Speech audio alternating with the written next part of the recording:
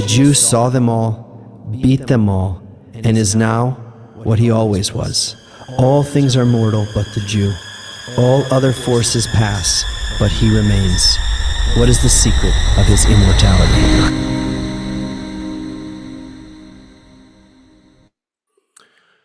Hello, everyone. Welcome to the Thejewfunction. I'm Leo, and today I'm going to be doing this on my own, physically. Seth is with me, probably listening, and is going to be sending his thoughts and good wishes, and maybe some live critique. But this time around, he had some schedule conflict. He wasn't able to be here, and he's devastated because we have a great guest for you today, and it's always difficult to find a way in because there's so much happening right now, and it seems like since October 7th, when we started to do our live shows, uh, everybody has been sort of pulled into the ring. That's the feeling that I have, and if Seth were here, he would agree with me because although Seth and I started dealing with this topic maybe around 2010, so about 14 years ago, it's amazing how overnight, just in a heartbeat, everybody suddenly became involved. The collateral damage from these attacks was far-reaching, global even, and it's again one more testament, I guess, to the fact that we are truly this one big organism. It's not just a few hundred people or a couple of thousand people isolated in a tiny area in the Middle East. It's actually something that touches everyone, especially if you're a Jew. If you're a Jew by birth, legally, or if you're a Jew by feeling, if you're just drawn to the state of the world, the state of humanity, you're also part of that tribe, part of those who feel instinctively that something really terrible is happening, and not terrible in the sense only of death and mayhem and all the carnage that happened that day, but something just fundamentally off with where humanity is headed. And maybe before the 7th, many people just try to live their lives and just try to make them the best, make the most out of them, and just be the best they could, right, with whatever they were given. But now, after the 7th, it seems like everyone is now involved, engaged, taking a stance. It's hard to remain neutral. Even if you want to remain neutral, you can't. You simply can't. Your friends will influence you. Your past friends, your ex-friends will influence you. Your relatives, people you know in Israel, outside of Israel, people on this side of the religious, I guess, spectrum, the other side of the religious spectrum. Wherever you are now you have a stake in the game, because this game, quote unquote, affects everyone. And that, in a way, is exactly what we've been saying all those years, that the Jews have an disproportionate influence on the world. We influence and are influenced by the world in a way that no other nation is influenced. And I'm not disrespecting or disparaging or belittling other calamities, other disasters and deaths and other strife that people go through around the world. Every human life is important, but the influence that this particular group and the events that surround that group on the rest of humanity is simply something that is now hard to dispute. Maybe before the 7th you could chalk it to urban legend, a myth, but now it's clear that something is up. And now the question is, are we going to try to figure out why we have such an influence? What does the world want from us? How do we influence the world? Or are we just going to continue to try to fight things tactically, just here and now? Let's try to, apply the Western medicine on it, right? Do away with the symptoms, just numb the pain, and hopefully it won't come back. There's not going to be another flare up for a while, or we're going to get to the root of the problem. So that's what we're going to try to find out. And I think you've seen that there's been this trend of bringing guests here who have become involved in the same way. And our current guest is, I would say, an especially interesting example of that because she's a woman who has made a career for herself writing books. She's a best-selling author, wrote 5 books, had her own radio show and podcast, and appeared in many places. And she's a spokesperson on the future of work. That was basically her life before the seventh, and in the wake of the seventh, she suddenly found herself as a Jewish activist. She is the accidental activist, as she calls herself. And I'm really happy to bring her on and hear from her about that change, like what finally made her change. I wouldn't say her priorities, although I'm guessing, but we will hear from her and start applying so much of her time and her passion and her talent to this question. She started this. She started a new Instagram channel. It's called 2024 New Voices, and you can check it out. And it's really videos from people who support Jews, non-Jews who support Jews. That's interesting to see. It's always heartwarming to know that we're not totally and utterly alone in this. And she's also working on a documentary that's going to be produced by Deborah Messing. Oh, I love Deborah Messing from Will and Grace, and it's called Primal Fear: Jews Under Siege. So, with that, and please give a warm welcome to Samantha Ettus. Sam, please join me. If you've dealt with your there was a bug situation. Yes, I am. It says that you have to give me permission to start my video. That is why Oh, I'm hold on. with Let's you. give her permission. How do I do that? Oh, there it is. Go, come. Okay, here we are. Oh, Hi. nice. Woo, that's in the recording there'll be applause. And there's going to be applause Okay, track. great. Yeah. How are you this morning? I'm well. How are you? Thank you for having me. The pleasure is all ours. We enjoy meeting people, and suddenly there's a lot more people to meet and talk about this issue with. Sadly or not sadly, I mean, yeah, the circumstances are terrible, but the fact that we're able to sit and just talk about those things and really kind of ask ourselves what's going on and what is my part in it, like just even me, just a regular Jew off the street, right? I don't, I'm just want to do some good in the world. I wake up in the morning, good thoughts, trying to do my best, right? How, why is this still happening? Why is this still a thing in the 21st century in Israel, outside of Israel? It seems like there's no escaping it. Like it's closing in, it's forcing us to be in a way more Jewish, more together. You realize there's no way out of here. So I'm curious to know, you call yourself or they call you the accidental activist, and it's interesting because even in your bio on your website, the bio obviously was edited because it starts with in the wake of October 7th. So it was obviously a big shift for you. So I wonder if you could just tell me a little bit about this shift. What made that shift for you from being an uninvolved Jew to an involved Jew, an active Jew? Yeah. So, I mean, I've always felt very strongly connected to my Judaism. So I always felt very culturally Jewish, even if I didn't have the religious education that I would have liked to. So I was a competitive athlete growing up. So because of that, I had earned the title Hebrew school dropout. So once Hebrew school became twice a week, my parents said, oh, because you're, a competitive athlete, you can play tennis 5 days a week. And so you can't do Hebrew school. So I was, bat mitzvahed when I was 15 in Israel, but as sort of a tag along to my brother's bar mitzvah. So I always felt very insecure about my knowledge. So I couldn't read Hebrew when we would go to, temple. There were a lot of things I was unable to do because I wasn't fully educated. And like all good, people, I blame my parents for some of that, right? I had a lot of interest, but really not a lot of education, frankly. And it was very important to me that my kids go to Jewish preschool, and they all did. But I was very connected. We have a giant break fast every year. We celebrate all the holidays now, and happy Purim, by the way, because that's where we are.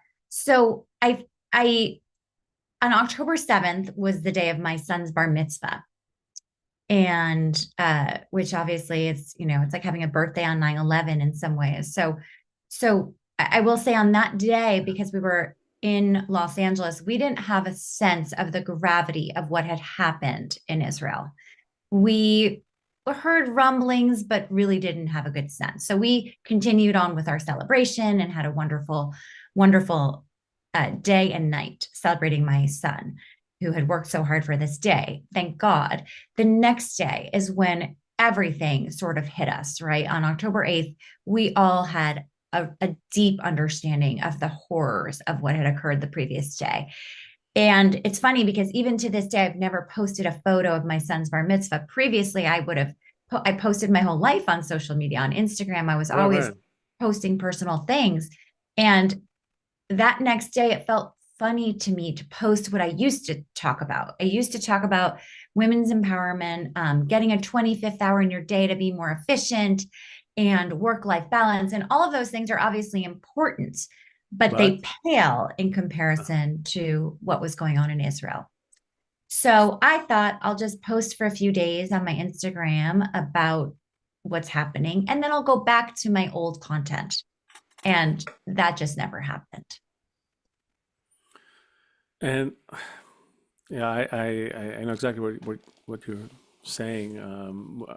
I remember also going down just a few days after it happened. I have a friend who's a member of Knesset here in Israel, and he went down just on his own, not like officially, just to like he's really involved, and he wanted to see what's going on and talk to people. So we went to meet people who were evacuated from the area, and I remember sitting on a porch in a kibbutz with this couple, and their kids were just now playing with the kids from this host kibbutz that took them in, and everything seemingly seemed so so idyllic, and pastoral, and sun is setting and kids are playing. It's like, and this, they're sitting there, they're telling you how this guy almost died, like 5 times that day, and his wife almost died twice, and and like they're telling you like just the story of how they got out of there, and you realize that's it. It's like there's now a new generation that's now emerging from this, and it's just not going to be the same. And it's probably, what it felt like to our grandparents once the Holocaust was over, right? It's like you can't just there's no no erase empty trash on that one. It's somehow part of you. I think in many ways, we were the generation that benefited from the work of previous generations. We were the most comfortable in many ways, the most comfortable generation. Yeah. We meet so many people who will say, I just never felt anti-Semitism. And our kids are going to grow up never, ever saying that. And I think that's a very difficult adjustment for us as parents, as grandparents. It's very sad. And then, the other side of the coin, I am one of many people who feel so much more connected to fellow Jews than ever before. And so I think, if there's any silver lining in this, it's that the Jewish community has never been this strong. And frankly, this interested and engaged. So I know, for example, in my case, I started speaking out because I had a nice sized platform on Instagram and felt like I had a responsibility to say things. And I saw a lot of my peers not saying anything, even if they were Jewish. And I kept sort of looking behind me. It's like when you see someone talking to you and you're like, you're talking to me, and you look behind you to see if there's anyone else there pulling up the reins, because I felt I'm unqualified for this job. I don't know enough. There must be other people who are going to pick up, the reins. And very quickly, it became apparent to me that no one else was doing that. And So I immediately started reading. And, I joke that I'm giving myself a master's in Jewish education and Middle Eastern history because to play this part, I need to understand more than I understood on October 7th, 2023. And so every day I am reading and listening to podcasts and trying to learn as quickly as possible so that I am deserving of this role. It's funny. I mean, it's funny you say the word deserving. There's a guy here in Israel who's he's like a musician, rapper, spoken word type of thing, and he was doing a lot of that before the seventh. A lot of very kind of he was sort of speaking our message before the seventh, but then after the seventh, he did this really like it was used to be him in a car, right? Just like speaking to the camera.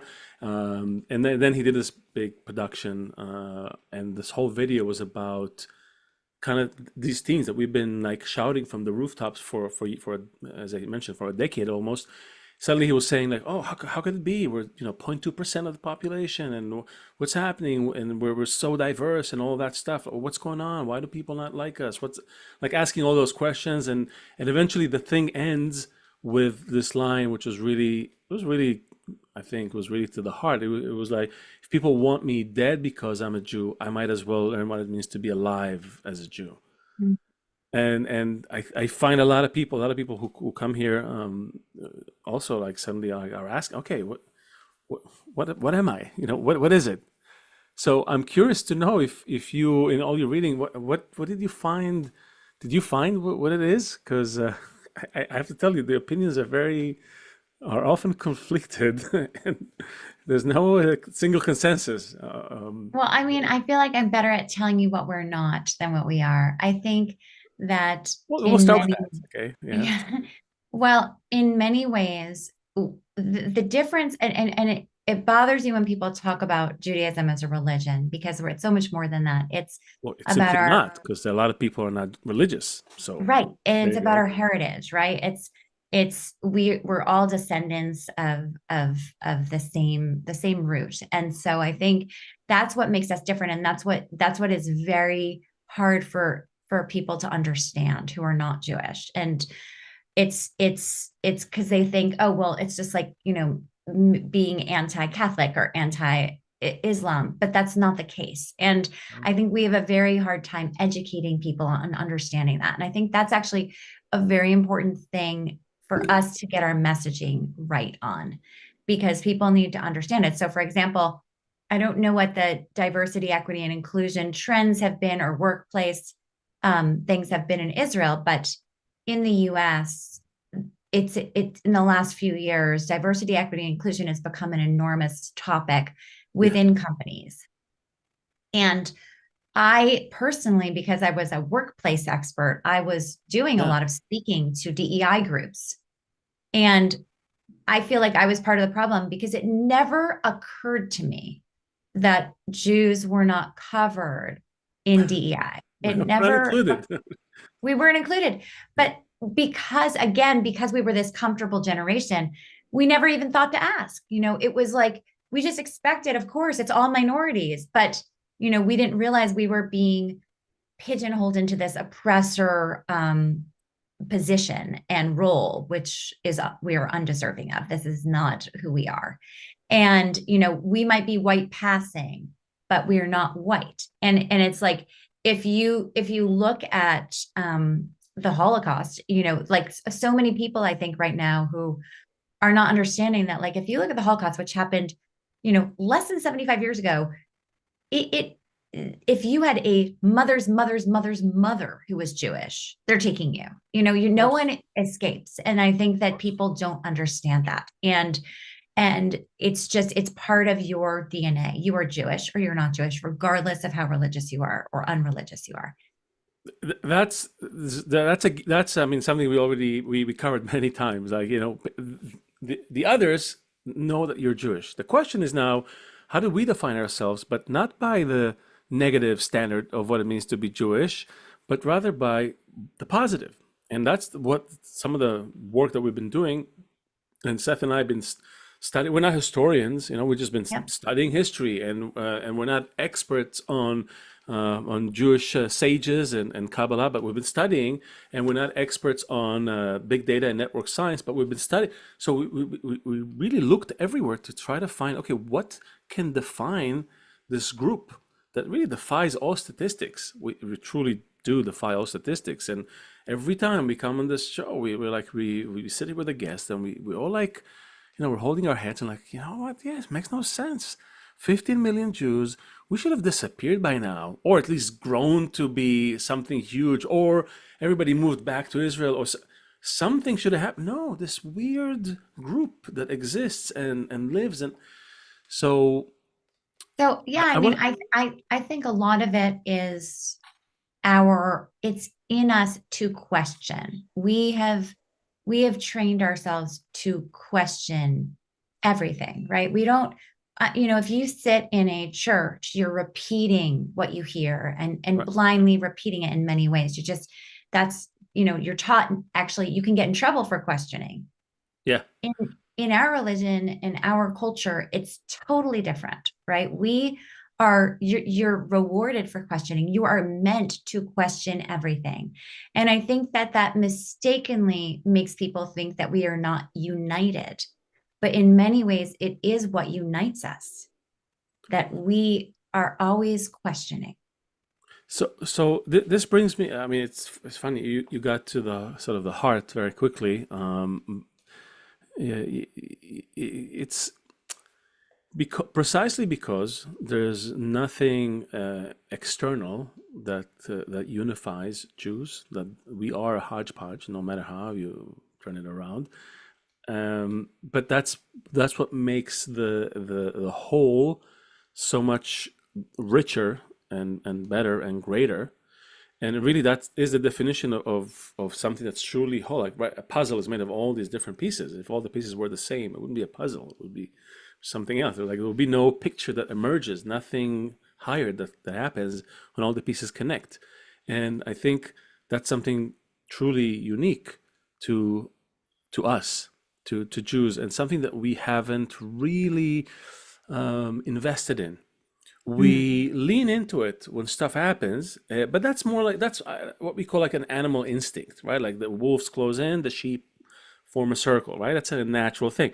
But we want to do it because we're human, not because we're sheep. We want to kind of go a step above, not only when the wolves are closing in to put our differences aside, but to be able to cover our differences even when there's no wolves necessarily, just because there's maybe a higher goal. So I'm curious to know to hear from you what you think is this thing, if this idea of Jewish unity, unity in diversity, unity above these things, not uniformity, and not some forced artificial equality, but really unity that comes from conscious effort to overcome differences, not by trying to and trying to exert this love like in a family, something that, exactly. right, that Jews do it. You feel that, you know what I'm saying? Absolutely. I think there's a certain energy because we are not a people that like to recruit. Like we're perhaps the only religion that doesn't recruit. If you want to convert, we have systems where you can convert, but that's your decision. No one is ever pressuring someone to be Jewish. And I think that's one of our unique qualities. Now, another one of our unique qualities is that we always love to learn. And it's not that you can't learn if you don't question. You can learn a certain amount of things. You can memorize things, you can learn, but then there's a wall you'll hit. And to really master a subject or to really learn, you need to learn how to question things and learn how to read a beautiful work of fiction and then question why the character did that, or question whether the author could have made a different choice. That's a deeper kind of learning. That's a very intellectual kind of learning. And that is something that our culture prides itself on. And I think that's one of the most beautiful things about us and most misunderstood, because I don't think that the world understands that that's such a big part of our ethos. And I think that it also connects when people say, oh, why do Jews have a disproportionate number of Nobel Prize winners, or, Right. all of the success. And I think a lot of it just stems from the way we educate and our thirst for learning and debate and questioning and curiosity. So I wanna ask you a non-PC question, a non-DEI question Okay. about Jews. No, because I think it's important to ask. Do you feel? I'm asking about your personal feeling. I'm not even asking you to necessarily back it with something. If you can back it, by all means, by any rational or intellectual right support. But first of all, just a feeling. Have you been walking around all your life feeling that somehow you're a little different? You're a little different, that you may have some different role to play. And I'm not saying it again, not to the detriment of others, but I'm just saying, let's just look internally for a second, okay? Between us, just you and me here, nobody else, no one is listening. Well, literally, no, not a lot of people are listening right now, but but you know what I mean? Like, I'm asking it in the gentlest way possible, but it's a real question. Because I'll help you out. I felt always very different, always not exactly like the others. I lived in Israel for 26 years. I moved myself to New York. I lived in Brooklyn, worked in New York for 22 years, Wow. and then came back to Israel. And I didn't change anything about that feeling. Always felt somewhat of an outsider. Always felt on this between the world, so to speak. Always Even felt. when you were in Israel, even when you're in Oh Israel? yeah, even in Israel. Why? Well, because I think that even among, this is, even among Israelis or among Jews, let's say Jews, every network has the same sort of forces, the same laws operating through it. So in every network, every complex network, there's always also different sort of types of roles, right? Different organs, if you will, different layers in the system. Just like in the human body, right? There's certain organs, you have a lot of flesh, then there's like certain organs, then you have a heart and a brain, very important, right? And like even in the brain, there's like a small part that's really essential. You can work with a lot of the brain, even not even there. But so I think also among the Jews, just like the Jews are the part of humanity that it's a little more conscious for a reason. I also think that even among the Jews, there are those who are a bit more conscious, more called to start acting sooner than others, right? Before others. You always need this small groups to initiate bigger change, right? That's just Yeah. how it works. There's no change doesn't happen, spontaneously. Well, Very. and that's true. I mean, in So I'm fact, asking you if you felt that first of all, like Jews have a different purpose, a role, yeah, something. so it's interesting because I'm very interested in, because we're only 15 million people in the world, right? We need our allies. And I don't think we're very good at recruiting allies, because that is one thing we can recruit is an ally. Yeah, you're not the first to say that. Yeah, absolutely. Yeah, and part of why we're not good at this is because, first of all, we don't spend enough time thinking about our messaging, right? So arguably, when my kids went to Jewish preschool or when they went to Hebrew school after that, they should learn how to explain their religion, their culture to other people. That is not taught, okay? But that should be taught, because it would help them later on when someone says, "Oh, you're Jewish. What does that mean?" And if you equip an 11-year-old with those words early on, they have it throughout their lives, and that would help all Jews. So in many ways, that would be a wonderful thing to add to our education. But the second thing is that I am very resistant to the rhetoric that I hear a lot, even in mixed audiences, of we're the chosen people, we're better than everyone else. I think it's alienating, and it's hard for someone to feel sorry for you or to want to help you or to want to root for you if you are out there saying that. And I was just recently at an event that I had brought a few of my non-Jewish friends to, and a lot of the speakers mentioned, we are the chosen people, we're better than everyone. And I felt so uncomfortable, because here I was trying to recruit these people to be our allies, not to be Wait, Jews, to right, right, be right. allies. Okay, so I want to press on that point because that definitely the sticking point here. I think everybody gets this cringe when you say, "Oh, chosen people," right? It's like, especially, and I'll tell you, in Israel, everybody just wants to be like everyone else. You walk. I was born in Right. Tel Aviv. You walk Tel Aviv. I just want to be like the rest of the world, right? Everybody's doing this. I want to do that. Same thing. The question is, And so let's put the language aside for a second, the syntax of that whole proposition to the side. But what if there is a certain role that you have to do, not chosen, not, but you just have to, everybody has got a role. Every culture's got a role. Everyone plays a part. There's no question. But what if your role is sort of somehow, it's like, unless you do that, like unless you start the car, for example, then the rest of the car stuff won't get to work, right? There's not going to be the GPS and the steering wheel and the wheels and the engine. You need that key to get the, in the ignition and start the whole thing, right? You need that. We talk about imaginal cells that need to transform a caterpillar to a butterfly, right? Totally different cells, part of the same caterpillar, the same organism, but have a totally different role. Not to eat and consume and to grow a fat caterpillar, but to change it into a butterfly. So clearly there are roles. What if this whole idea of chosen that was like pumped down our IV and our feeding tubes since we were little and for thousands of years and in the Bible and everything, what if it holds a grain of truth, not in the sense of superiority? What if you were chosen to serve humanity? Is that a bad thing? And no, and okay, so I agree with you, and I think that it's this again is more of a PR messaging thing, Okay. right? How does this sound to someone who is not Agreed. Jewish? It sounds alienating. What we can do is and by the way, if there was a disclaimer on that, we've been chosen to fight evil. Chosen asterisk, right? Right, exactly. So if there was a footnote that always followed, we are chosen, it would be okay. But there isn't one. And so typically we don't add that. So instead, it just sounds like we're better than you. And I think that we have to be careful of that messaging. Agreed. I work in branding. I totally get what you're saying. There's no, you're preaching to the choir. I'm playing dumb here on purpose. Yeah. No, so I think that, and listen, one thing that you said that does resonate with me a lot is this idea that we've all have a role to play. And when October 7th happened, originally the role I was playing was just I'm supporting all of the Jews and we're in this together and we're going to be okay.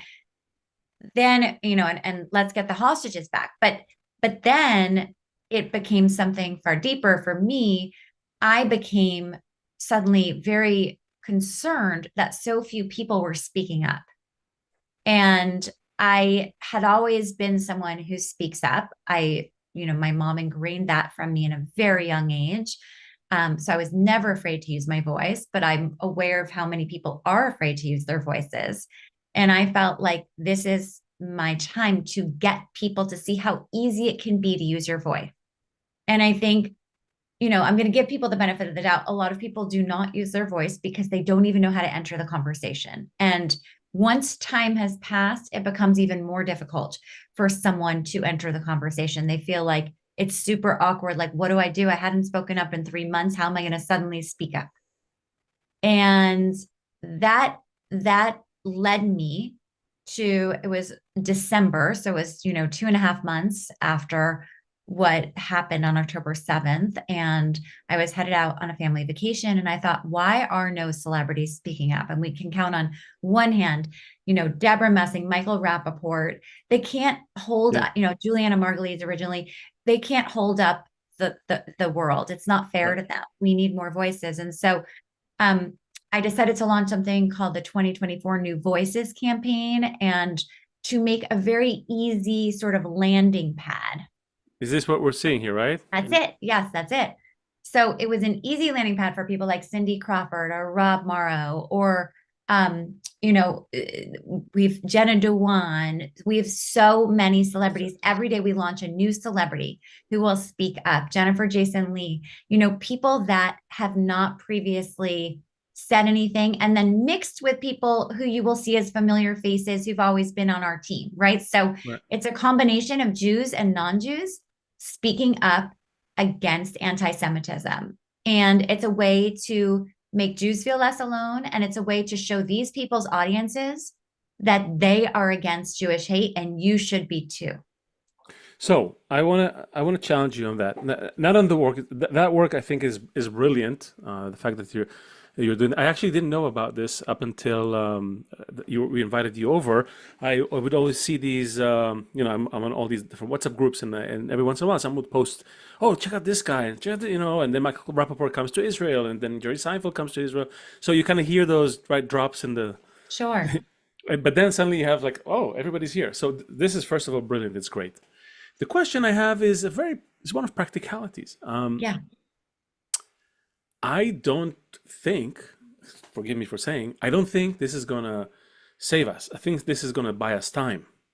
I think this is And we need that time, but I agree with you. okay. It's so funny you say that, because from the moment I started it, people will say, "Is this a nonprofit? Can I donate to it?" And I say, no, no, no. This is very simple. It's the most simple thing. And I have a business degree.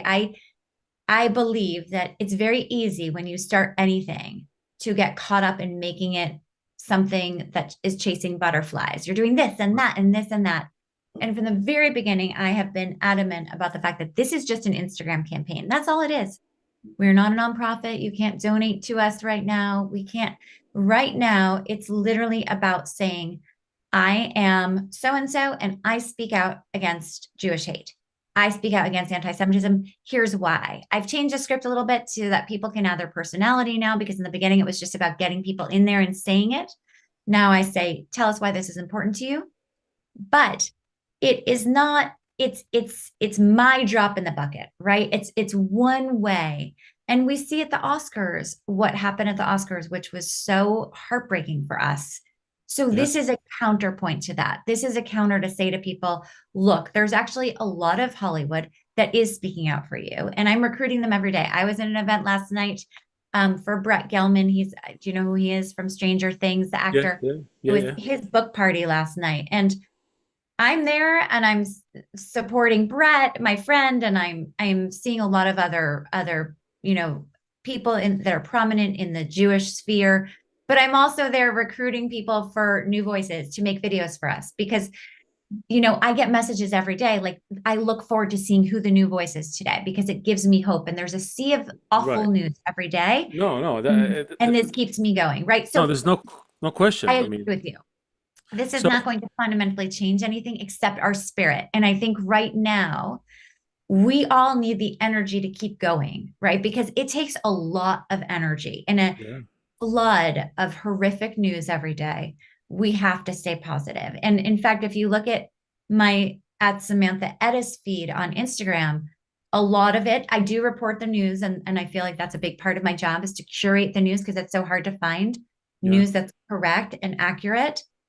So that's what I spend a lot of my day doing, is curating that. But I also add a dose of positivity. So if there is a study that's showing that, more than 60% of the US supports Israel, I'm there showing it to people, because I think that it's easy to get caught in all of the bad news. There's a negativity bias, but there's also some huge positivity, amid all of that. And that's my job to deliver it.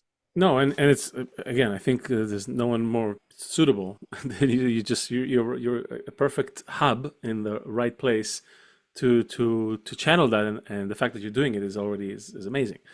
The question is, and this is where our theory comes in, and we call it a theory because it hasn't been proven recently. It's only been proven a long time ago, but our theory is that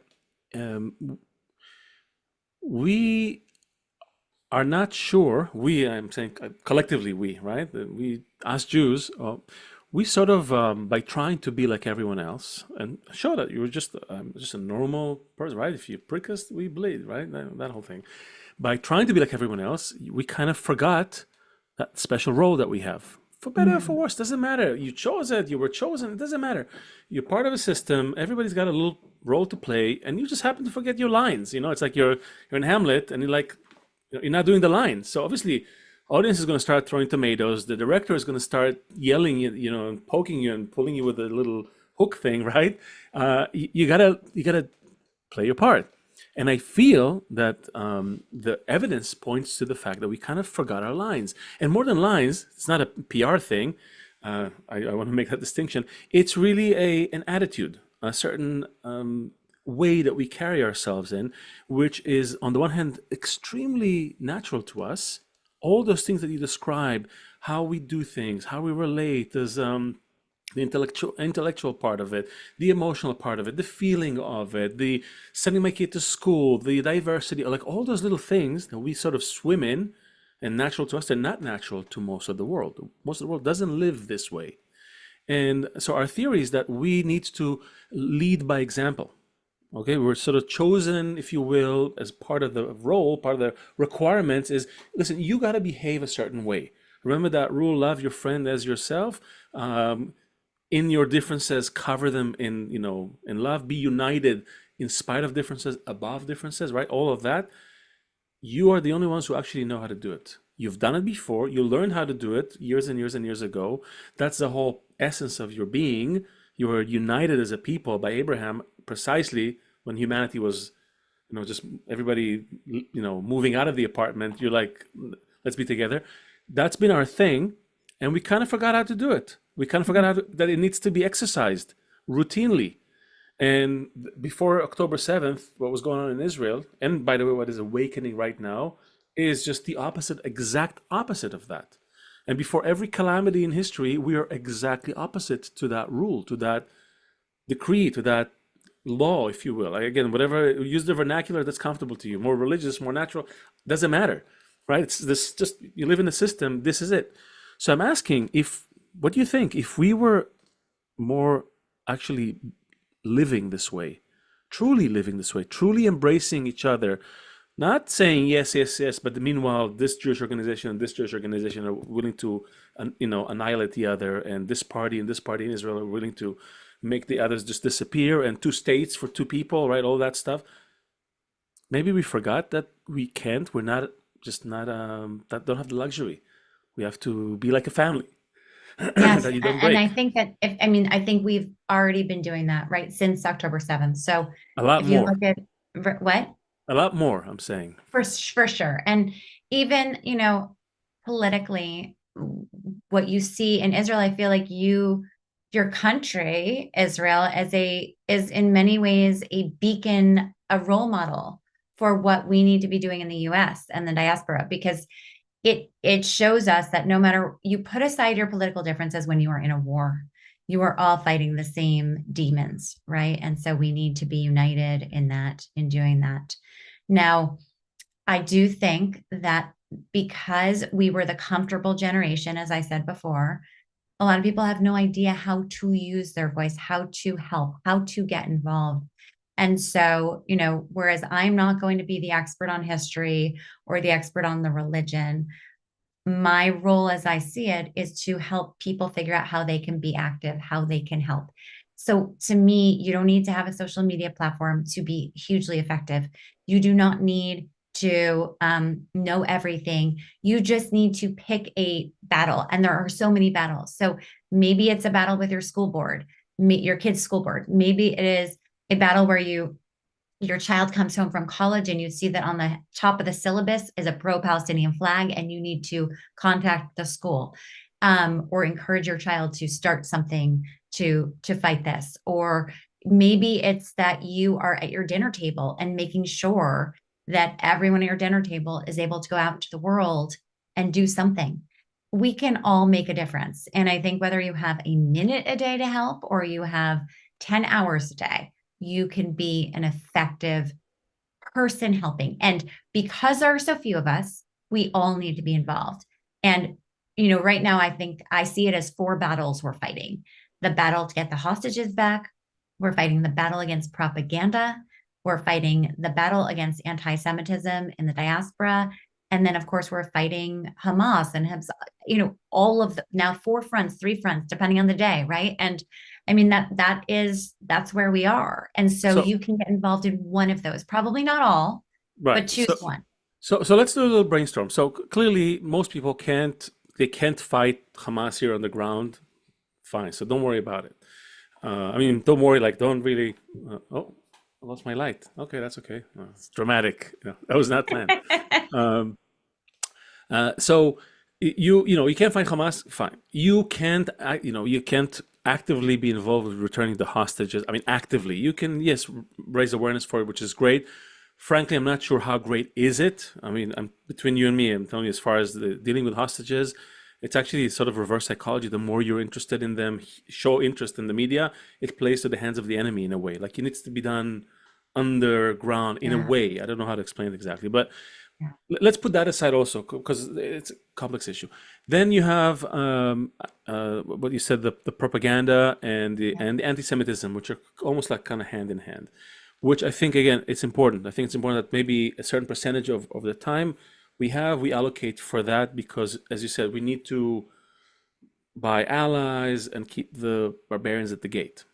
But Hmm. let's do a little brainstorm about this thing that I feel like is really needed from us. That the world is sort of looking at us and is trying to see, like, okay, are they gonna behave? What are they gonna do? Like this thing, uh, this quality of, and I want to ask you now the question. Let's start by asking ourselves, what's good about being Jewish? I want to ask you that first, okay? This is a two-part brainstorm, okay? First part, what's good about being Jewish? What's great about being Jewish? Just name anything that comes to mind. Anything, no one, again, I mean, I would probably just, from the lighthearted to the more heavy. I think one of the things we talked about earlier, which is this ingrained uh, impetus to question and learn through questioning. So that's one thing. Second, we're peaceful people. And I think it's like what so much of the propaganda makes no sense to us is because it's like, do you know it? Do you understand the IDF? Do you understand Jewish people? We just want you to leave us alone and allow us to be a peaceful running country, right? It's like the people who were kidnapped and victims of October 7th were perhaps the most peaceful yeah. in the country. They were largely making efforts to change the life of Gazans. So it's to us, if more people understood that we are a peaceful people, I think it would really help things. And then, one of the most amazing things about being Jewish is our love of food and, our enjoyment of food and conversation. And, I always, as a child, my favorite thing was always going out to eat, and it's funny because people would always say, as I got older, they'd say, well, what are your hobbies? And I would think, like, my favorite thing is eating and talking, like that is considered a hobby in my eyes. And only in many ways Jewish people understand that as a hobby. So I think that, or how you want to spend your time. So I think that's one of the most beautiful things about us. It's funny. Many, many, many years ago, I was working in an ad agency in Tel Aviv. Before I left to go to Brooklyn, there was this thing. They were doing something in the office, yeah, it was like, I think they were shooting a video about some team something, one of those things, and they interviewed my creative director and asked, what are your hobbies? And the guy's like, I like to sit in coffee shops. And he's like, and they're like, that's not a hobby. Hobby is like reading a book and putting together a A model airplanes, puzzle, yeah, a puzzle. Like, no, no, horseback no, no, riding. no, no, no, no. It's like that's work for me. For me, hobbies, sitting in a coffee shop talking to people. So it's perfect. Now you do realize that those things that you just mentioned, when you put them together individually, you'll find people able to and savor those things. We put them all together, and especially, I think, especially that thing you said so lightheartedly, that being able to sit down, eat, and talk doesn't matter where you come from, right? The holiday table, everybody comes back and sits down, all the estranged cousins, and these guys don't talk. It doesn't matter. They all show up. They all eventually, there's no really, you can't really hold a grudge to, I mean, only if you're like two old people, that's maybe, but still, everybody comes together, right? That quality is not a natural thing for most people. And I really think that we, as soft as we may see it, that soft skills, right? That's Yeah, the hardest asset to have in a agree. workplace, and that's the hardest thing to acquire and to And it's so practice. funny you say that because I went to Harvard Business School. And I I know. got there and I had no background in finance or accounting. And most of the students there had already taken those courses. So they were kind of there for vacation and everything was new to me. But the things I was really good at were marketing and people skills and hiring and understanding the nuances of leadership. And those were skills that the population, when I was there, did not see as important. They didn't value those. If you were a whiz in finance, you were valued. But if you were a whiz at leadership, you were not valued. Damn, I think that it was not valued because most people don't have them. Jews Mm, naturally have them because we're natural hubs. That's part of our sort of our theory, our thesis. The whole thing stands on it. That's part of our role in the network, right? You have hubs and you have nodes, and a hub needs to act as a hub naturally, making connections, connecting a lot of different, right. right? And that Jews naturally fit in that. Now you can sort of argue that, oh well, historically we couldn't do this and that, and we were fine. You're just explaining something that's already a given. This is who you are in the system. You're a hub Yeah. for resources and ideas and information and all kinds of things that move through you. Look who started all the who's at the heart of the money industry, the social media industry, entertainment. It's always Jews, and for a reason. It's not a coincidence. I don't believe there are coincidences in nature. Everything it's a system. Everything aspires to find its place, right? It's a natural law, and so I really do think that we we we are we're so good at this, but we're so uh what's the word? We're just like Dismissed. Like yeah, it's we dismissed. yeah, we dismiss those skills and those qualities. It's like, oh, this because you have it naturally, you don't think it's important. You don't think others may benefit but from looking at you and learning from your example. That's what I think. I think Yeah, that it's the interesting. I'm solution, even while you're talking, I'm thinking, oh, I never connect. Like I'm a huge networker. I'm always connecting people. It's like it's a I have no, passion of mine, right? I've no doubt, I no love doubt. to connect people. And but what's funny is, I never connected that to Jewish geography. Like we joke about Jewish geography, but you can't connect people if you don't play Jewish geography, right? And so it's all intertwined. It's funny. It's all no, and when you start to look at things in this way, I feel like it's harder for when I speak to people and they tell me, oh yeah, yeah, of course, and Jewish this and Jewish that, and sitting and talking and all those great things and the hubs and all, and then the question they ask is, okay, but are we being that between ourselves to each other? And as an example to the rest of the world, are we? This is the question, really. Are we being the best of what we can be? That's the question. Everybody just wants to, as a nation, we're a startup, we're doing great technology, great medical, Nobel Prize, this, that, doesn't matter. The world doesn't want it.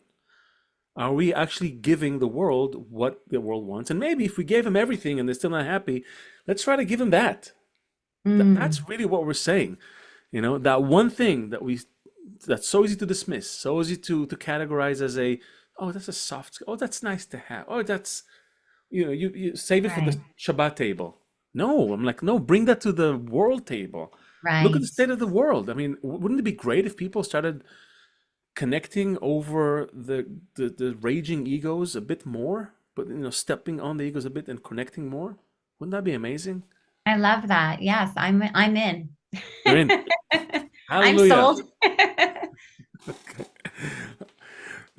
Uh, we that's the second question to the brainstorming challenge. Like, how do we get more Jews excited about that? Really? Well, it's Yes. funny because Fighting the anti-Semites important. Like I said, put 10% yeah. of your effort on that as well. Great.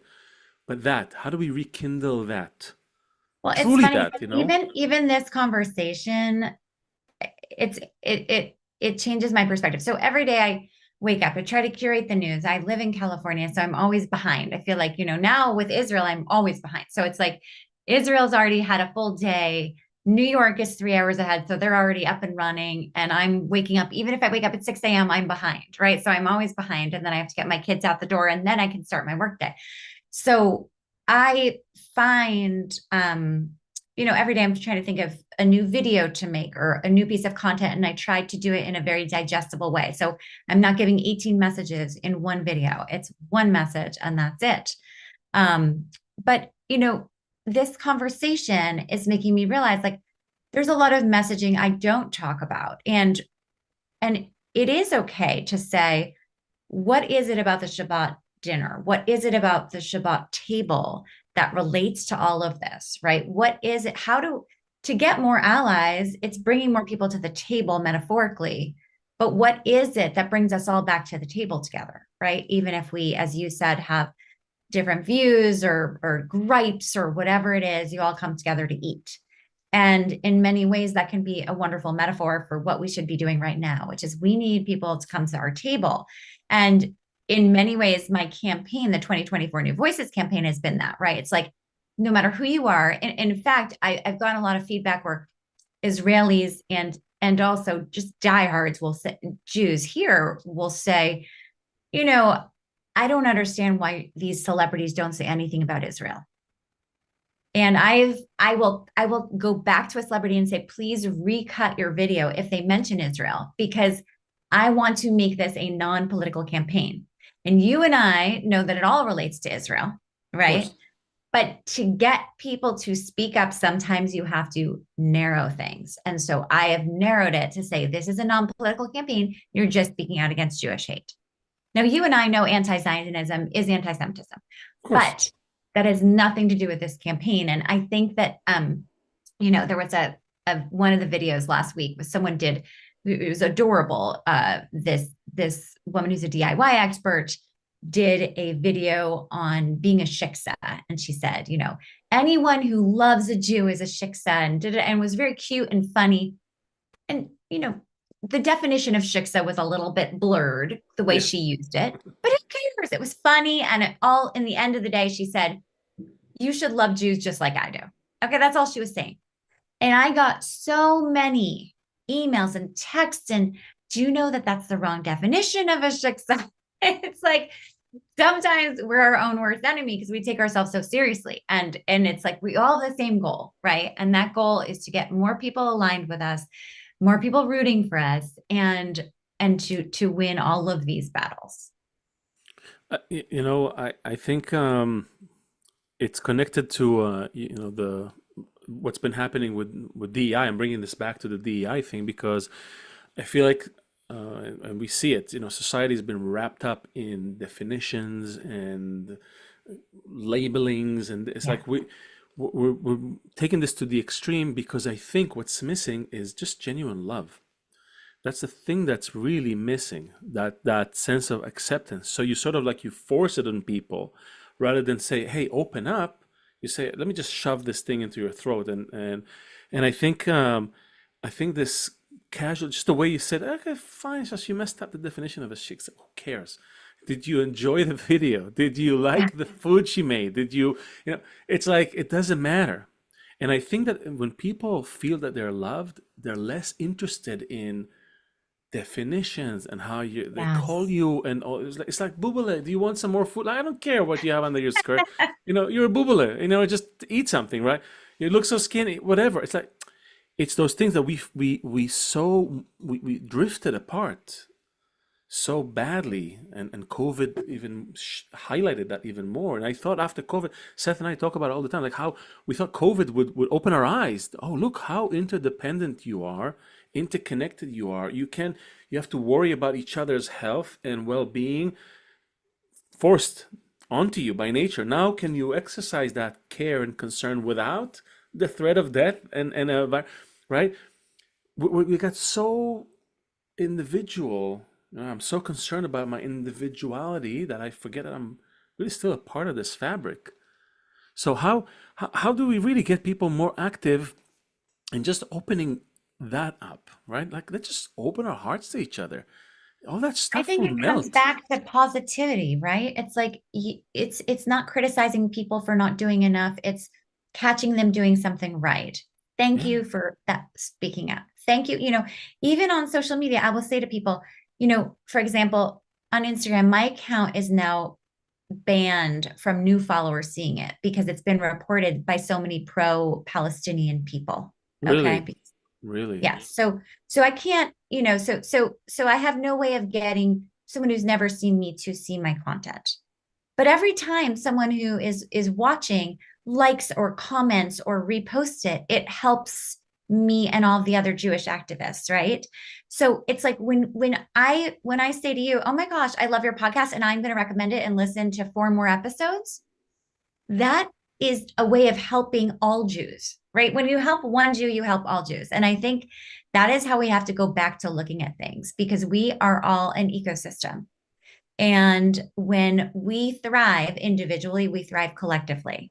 And our collective success is due to our individual success. Our individual success is about our collective success. Exactly. That's what we're saying. We're saying care a bit more about what's happening between us, and it will automatically care about what's happening with you. I think this is an illness. We've been trained to think that I have to just do me and be me and focus on me. It's like, all right, fine, okay. Just are you eating well? Are you breathing? Are you working? You're okay. Start showing interest in others, less about that thing. Well, I also, I think that Like one like of, ki- kids in a family. I'm sorry to cut you off, but I'm just thinking yeah, about no, my, keep my going. son. Kids. The reason kids develop is because they don't think about themselves. That's the key to their growth. A successful child is a loved child who doesn't have to care and worry about themselves. That's like, you know. So how It's do such a we? great way to put it. It's really, I love the way you said that. How old are your children? I have one for now. He's 8, and Oh, he's 8. yeah. Oh, Yeah, but he's kind of like his my sister's daughter, his cousin. They're like brothers almost, like they were born like a year apart, but they're like twins. They share the same. It's like really weird. So that they're is always together, amazing. and Wow. and Well, and I it's have 3 teenagers right now, so I'm wow. going to try to remember what you said about them not thinking about themselves, but it's hard for teenagers to True. not think about themselves. True. Um, so if you have an answer to that, you let me know. But yes, that's our ultimate goal. And I think that in many ways, the silver lining of what is the tragedies that we as a community have faced since October 7th. And frankly, you do feel it more every day than we do because you're in Israel. Although if you're entrenched in it and reading, you can protect yourself from it here a little bit, but Yeah. but there you can't, right? Um, the silver lining is that as a community, we have never been more united. And again, I think because we were in the comfortable generation, we didn't have to pay that much attention. And now we've all had to wake up. And I think that there's a lot of positive in that. And I know for me, at least, my whole community in many ways has changed since October 7th. And people will come to me and say, it's so sad. I lost this friend. I lost this friend who hasn't spoken up, or this friend who I didn't realize is anti Semitic, or whatever it might be. Right. And I say, okay, so you shed those certain people, but then you gained all these other people, and you can't make room for the new people unless you shed some of the old. And so I see it as very natural and really wonderful. I mean, I have more new Jewish friends than I've ever had in my life. I feel so connected to these new relationships and to my Jewish brothers and sisters than I ever have before. And so I see that as an enormous benefit. And when I get sad about the world my kids are growing up in and how much they have had to see already and what they're going to see, I do think that one silver lining is like, you can bet they're all going to college and they're all going to Hillel and they're all going to Chabad. And when I went to college, I think I went once to Hillel because it just wasn't necessary. And now, my first daughter is going to college next year. She'll be finding those people right away. Yeah. I mean, she Have won't they have friends who are not have they been Jewish, to? but she'll feel connected. Yeah. Have they been to Israel? My kids have, my oldest daughter spent the summer in Israel last summer. And my Okay. younger 2 have never been yet, but they will be going at some point soon. Yeah. And when's the last time you've been here? Well, it's funny you say that. I was supposed to go in January and I got COVID, and now I'm planning on going in May. So, So first of all, we'll be here, and okay, good. I'd love to show you around, whatever, just for a I coffee. would love that. What part of Israel are you in? I'm in the center. I mean, I'm in Petah Tikva. If you know, it's like the city next to Tel Aviv. The east of Tel Aviv is this huge. I mean, it's one big, huge metropolis. It's like Petah Tikva is like Queens to Tel Aviv, Okay. but the unfashionable side of Queens. Tel Aviv. It's not, but I live here for a reason. But we're 10 minutes from my parents who live in northern Tel Aviv, Oh, and I've had my share of Tel Aviv. In New York, I don't need that anymore. yes, We have a big community here, so that's why I'm here. that's But nice. so there's that. One, two. If you need a news flash from Israel, you can hit me up. If you feel like you're a day behind, I'll clue you in on what happened. No problem. Yes. I'd love to. But I think in general, I think this conversation was great that it's happening today because it's Purim, and because the story of Purim is a little misunderstood. I think, like all of the Jewish texts that we grew up on, we at least for me, I don't know, I don't want to make generalizations, but it's either you see it as it's a nice fairy tales, or you see it as like this weird historic geographic kind of document, which doesn't always make sense, right? So it's like one of those two things. If you grow up like this, you may say, "Oh no, this is the word of God," which is just strange. But to at least see that there's some internal messaging behind it, that's something that I found, too late, I guess, in my life. But they're all speaking of this internal transformation, internal change, the change of a person or a group moving from being just naturally egoists, that's the natural state, into a group that's interconnected, interdependent, where there is this quality of mutual guarantee between them, that something higher is revealed. It's not simply a good enough reality. It's not simply morals and ethics, which are important to a degree, but it's something even higher than that. It's really a higher state of consciousness hidden in plain sight. And so I would love to ask you a favor to read a short excerpt about the story of Purim, and it's written by Kabbalist Yehuda Ashlag. His name is also called Baal HaSulam, Master of the Ladder, and he was one of the greatest Kabbalists and all-around sages in the 20th century. Really an underrated person, human, so deep and vast. And he wrote the commentary in the Book of Zohar. Usually, if you open the Book of Zohar and you're able to read anything, it's because he sort of took this Aramaic and Greek thing and made it accessible to people, and also additional work that he did. And anyway, so this is a short piece that he spoke during Purim, I think, and his eldest son took it down. He would listen to what his father was speaking, and he would write it down later. And that's interesting in itself as well, because this is a short piece, but there are some pieces that are like 10 pages long, and it's all from Wow. memory, right? So this is Incredible. very intense. So here, I I'm put going it to in. ask you to email or text that to me. I will. First of all, I put it in the chat. If you can give it a Okay, read, good. Thank that'd be you. great. Yeah. Give it a read for us. No, for all of us to hear. Oh, read out loud. Okay. Yeah. Out loud. Okay. There is a certain people scattered abroad and dispersed among the peoples. Haman said that in his view, we will succeed in destroying the Jews because they are separated from one another. Hence, our force against them will certainly prevail as it causes separation between man and God. And the Creator will not help them anyway, since they are separated from him. This is why Mordecai went to correct that flaw, as it is explained in the verse. The Jews gathered, etc., to gather themselves together and to stand for their life. This means that they had saved themselves by uniting. Wow, that's really beautiful. And that's so pertinent to what we're seeing today. I love that. It's Yeah. beautiful. Stories haven't changed. We're just called to do it ahead of the crazy calamity. Really, I mean Yeah, we're just that reliving them in many ways. Yeah. constantly. I mean, Sam, we're just living in a big loop over and over and over. But we have a chance, and I think this goes hand in hand with what you said about your kids. Like, I wonder what kind of world they'd be living in, and I think a great world, a world where we can actually choose to change something, and not just think about it. We sort of like we already went through this October 7th. We went through this horrible Yeah. awakening. Nature shook us back into, okay, who are you? What are you doing here?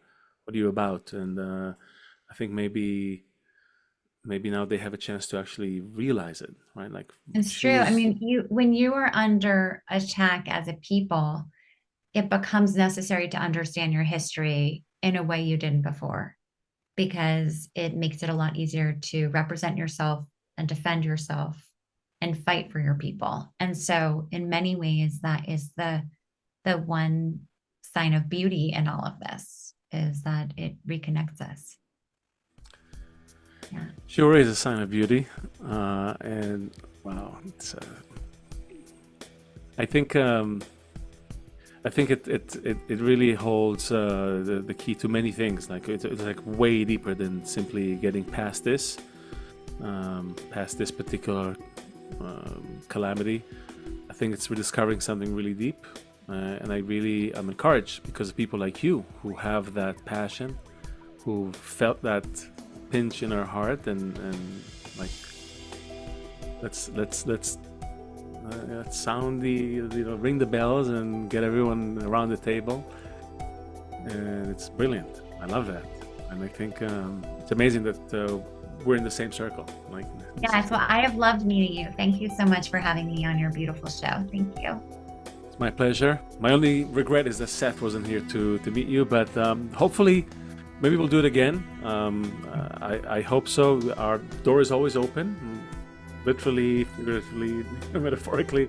Our table is open. Let us know when you're in Israel, and Well, really, let's be a good example. I really believe that we won't need that many words when we're doing what we need to do.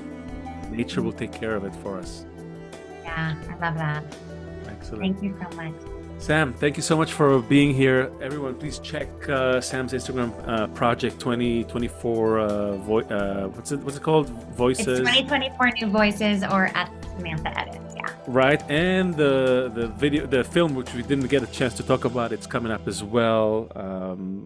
Primal Fear, Jews Under Siege. It's going to come out October 7th of this year. Yeah.